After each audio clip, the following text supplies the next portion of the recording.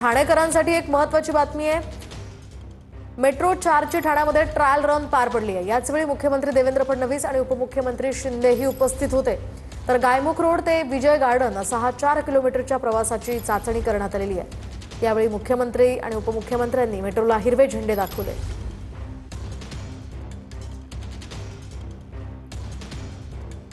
तर आपण पाहतोय या मेट्रोमुळे ठाणेकरांचा वेळ अधिक वाचणार आहे, शिवाय प्रवास सुद्धा सुखकर होणार आहे।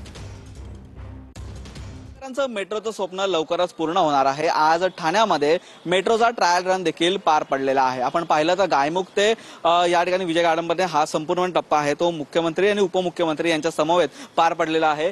एकूण 6 डब्यांची ही मेट्रो ट्रेन आहे ती आपण पाहतोय आणि ही मेट्रो ट्रेन आपण बाहेरून धावताना पाहिली। आता ही मेट्रो ट्रेन नक्की आतमधून कशी आहे ती आपण पाहणार आहे। अद्यावत अशी लेग रूम देखील आहे या ठिकाणी आणि एअर कंडिशन फुल्ली ही संपूर्ण मेट्रो आहे ती असणार आहे। ऑटोमॅटिक डोअर आहेत, त्यासोबतच स्थानकांसाठी जे सूचना फलक आहे ते देखील आपल्याला लेफ्ट अँड राईट या ठिकाणी पाहायला मिळतंय। आपण आज ज्यांनी ही रेल्वे सर्वप्रथम ठाण्यातील ट्रायल रन साठी चालवली असे आपल्यासोबत सुरज सर देखील आहेत। सर, आज जी रेल्वे चालवली कितीच्या स्पीडला होती, ही प्रामुख्याने कितीच्या स्पीडला धावणार आहे आणि आजचा टप्पा एकूणच कसा होता?